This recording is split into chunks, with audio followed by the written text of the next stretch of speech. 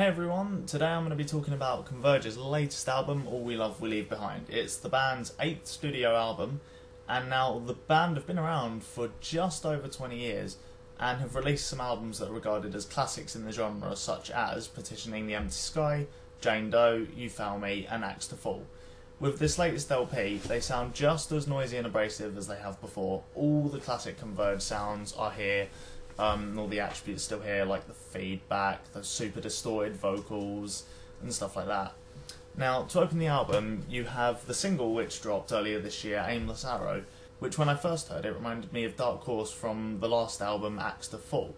Now, I think this track really shows a brilliant drum performance and some fantastic melodies, which isn't necessarily too strange for a Converge track, but they're certainly displayed on this track more so than a lot of this album.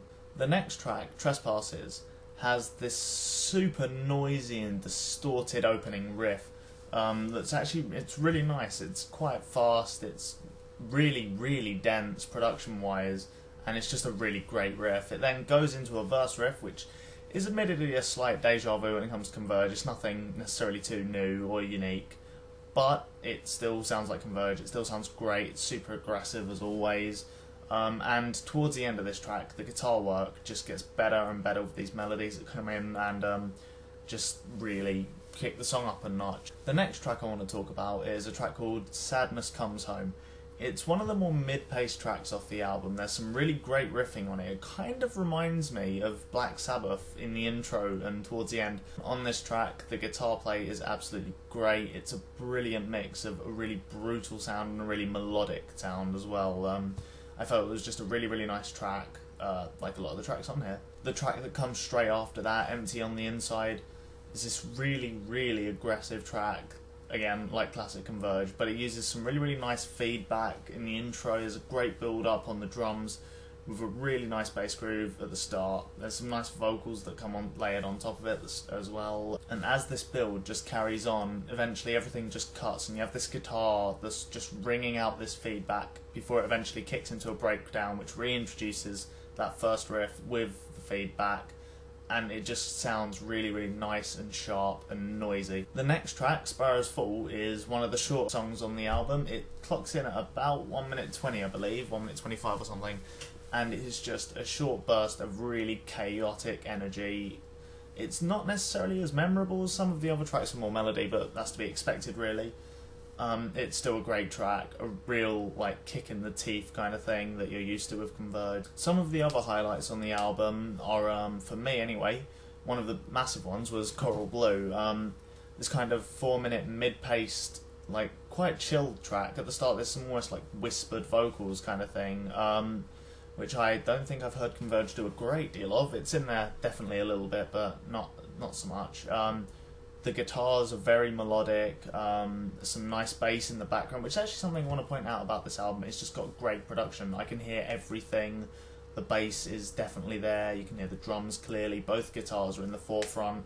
Vocals are always there, so it's just a really great way to produce it. But back to Coral Blue, it has this really nice melodic chorus that just sounds great. There's no other way to put it. It just sounds really great, and as it gets towards the end of the track, it just gets more and more aggressive as it goes on and sort of cuts out with some feedback left hanging in classic Converge style, I suppose. The next track, Shame in the Way, was actually my least favourite track. It was just sort of generic, well, as generic as Converge gets, mid-paced riffing. It didn't do anything that lit me on fire or anything like that. It wasn't that amazing.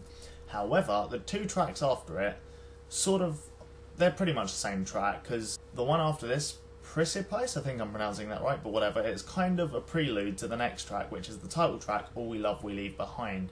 It's this really nice instrumental break on the album that's just got these lovely guitars.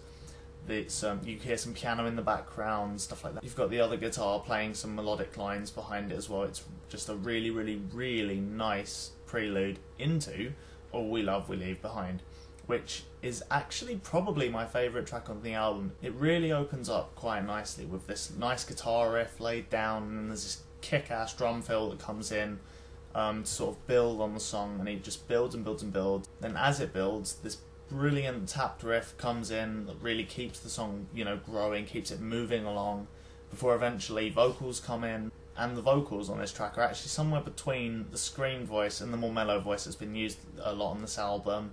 It goes from section to section seamlessly, it's just really, really well put together.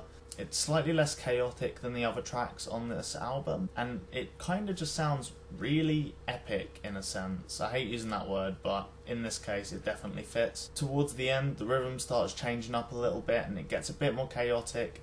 Not too chaotic, like I said, not as much as the rest of the songs on this album, however, as chaotic as this song gets, really. Now, the track afterward, Predatory Glow, I kind of wish wasn't on the album, because although it's not the worst track on the album, it's just kind of... I feel like All We Love We Leave Behind should have been the end track, because it really does remind me of the end of Jane Doe and things like that, where it's just this really epic soundscape, but it still sounds like Converge. Predatory Glow was a little bit dull, to be honest. It kind of passed over me. However, I really liked the very, very end riff. It had a really solid groove to it, but I must say it was a slightly underwhelming end for the album. Now, the album on the whole, I would say, is another brilliant Converge album. They never really disappoint, to be honest. I think it's amazing for a band to have played for 20 years and kept this consistent. I would actually say this is very possibly my second favourite, maybe my favourite Converge album to date. However, I do love Jane Doe, so we'll have to wait and see, I guess. Now, they haven't really done anything too new or too interesting that's going to draw in new fans. If you hated them before, you're not going to like this record. You're still going to hate this record. However, it will please all the old fans, and like I said, I just think it's another batch of fantastic Converge songs, some of the best they've done, and I think it's great that they can still maintain that super noisy, super abrasive, sharp edge they've always had. It's still a very technical record, as always. As far as criticisms for this album go, I'd say some parts were slightly forgettable. Wish there were, you know, maybe a bit more variety as well would have been nice. Another track like Coral Blue would have been fantastic. I love that track, as I said, and it's a really, really unique Converge track. And also, another thing is the vocals are actually varied on this album a bit more than previously. But like I said, nothing that's going to change old fans into haters or old haters into new fans. I think I'm going to give this album about an 8.5 to 9 out of 10. Really, really great album. And that's the end of this video. Bye bye everyone.